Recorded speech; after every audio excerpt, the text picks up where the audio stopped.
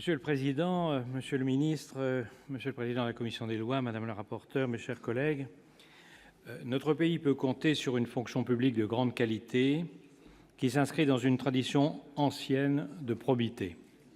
Je souhaite tout particulièrement à cette tribune en souligner l'excellence. Cette proposition de loi visant à renforcer la prévention des conflits d'intérêts des hauts fonctionnaires dans le cadre de leur mobilité dans le secteur privé ne relève donc pas d'une quelconque culture du soupçon, d'autant plus que la déontologie et l'encadrement des conflits d'intérêts des fonctionnaires sont loin d'être des questions contemporaines. Les évolutions législatives récentes ne constituent qu'une étape assurément majeure d'un processus ancien.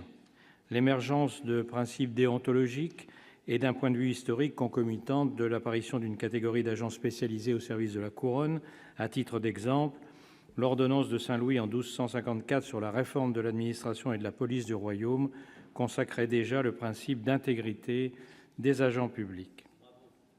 De nos jours, la mobilité des fonctionnaires constitue un véritable outil de valorisation des carrières et des compétences. Pour cette raison, elle doit être encouragée, d'autant plus que la France souffre d'un manque d'attractivité. Parallèlement, il est important de demeurer vigilant quant aux risques de conflits d'intérêts qui peuvent survenir en cas de pantouflage. L'équilibre entre la double nécessité de favoriser la mobilité des fonctionnaires et d'éviter les situations de conflit d'intérêts doit être recherché. Si le dispositif légal actuel en matière de déontologie est abouti, grâce aux dernières évolutions notamment, il peut toutefois faire l'objet d'ajustements opérationnels. C'est ce qui explique les initiatives déjà prises par le Sénat et le dépôt par M. Jean-Claude Requier et plusieurs de nos collègues de cette proposition de loi visant à renforcer la prévention des conflits d'intérêts liés à la mobilité des hauts fonctionnaires.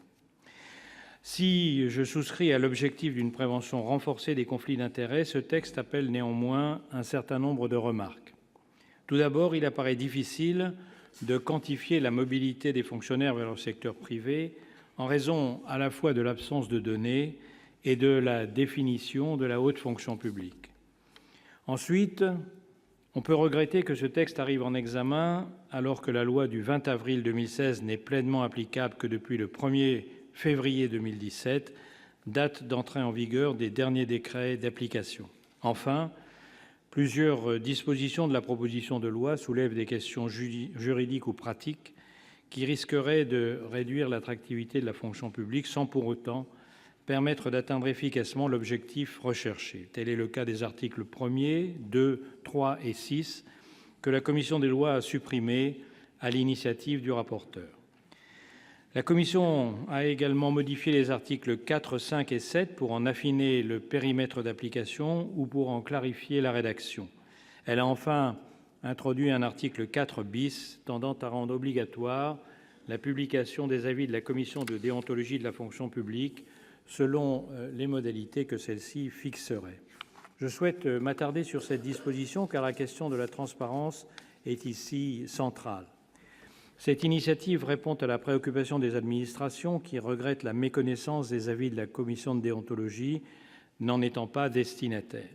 Par ailleurs, cette publicité permettra de s'aligner sur les pratiques existant, par exemple, au Conseil d'État, où les avis du collège de déontologie font l'objet d'une publication in extenso et dès leur délibération sur le site internet où ils sont anonymisés. Enfin, je regrette que la transformation de la commission de déontologie en autorité indépendante n'ait pas été retenue. Plusieurs rapports relatifs à la déontologie dans la fonction publique, dont le récent rapport des députés Matras et Marlex, préconisent une clarification du positionnement institutionnel de la commission de déontologie, qui est pour l'heure placée auprès du Premier ministre. L'exigence d'indépendance inhérente à ces travaux et le fait que la Haute Autorité pour la transparence de la vie publique soit devenue une autorité administrative indépendante en 2013 plaident pour ce changement de statut. J'ai donc déposé un amendement avec mes collègues du groupe des Indépendants visant à ériger la commission de déontologie de la fonction publique en autorité administrative indépendante. Cette transformation serait un premier pas vers une fusion avec la Haute Autorité de la transparence, répondant ainsi à un souci de clarification et de simplification du cadre déontologique dans la sphère publique.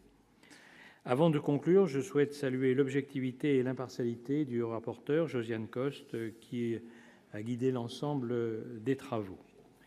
Monsieur le ministre, mes chers collègues, si de nombreuses suppressions d'articles ont été opérées au cours de l'examen par la commission des lois, en revanche, certaines avancées ne sont pas négligeables, comme la publication des avis de la commission de déontologie ou encore l'extension de son contrôle au recrutement des secrétaires généraux et directeurs généraux des autorités administratives indépendantes ou des autorités publiques indépendantes, ainsi que vis-à-vis des fonctionnaires réintégrant le secteur public après un passage dans le secteur privé. Aussi, pour ces raisons, le groupe des Indépendants votera en faveur de ce texte. Je vous remercie.